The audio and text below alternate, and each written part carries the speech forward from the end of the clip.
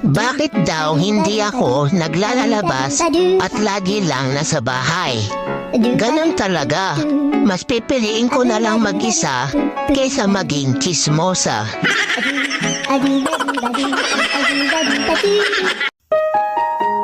Yung hindi ka naman broken, pero ramdam mo yung sakit.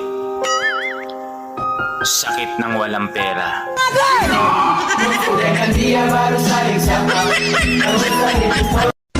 Kapag malungkot ka, uminom ka lang ng kape. Promise, malungkot ka pa rin. Pero at least, nakapagkape ka.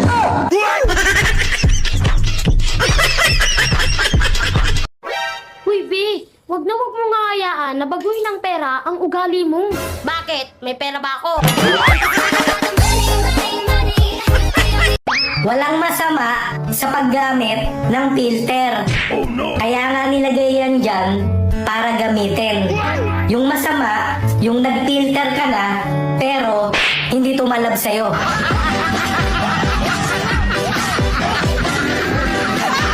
Yung ang ganda-ganda ng forma mo.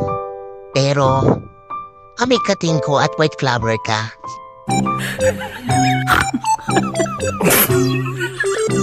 Naisip ko lang, mas magaan siguro ang buhay kapag araw-araw yung sahod tapos kinsenas katapusan na lang yung trabaho.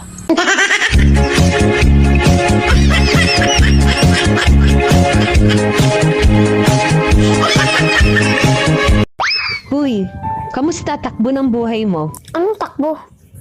Nakaupo lang ako maghapon. Madalas akong nasasabihan, ikaw pa, mawawala ng pera. Diyos mio, Marimar.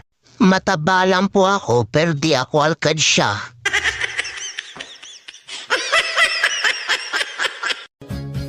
Di mo na kailangan ipagsigawan ang iyong kagandahan. Sa karamihan, mas masarap titigan kapag tahimik lang.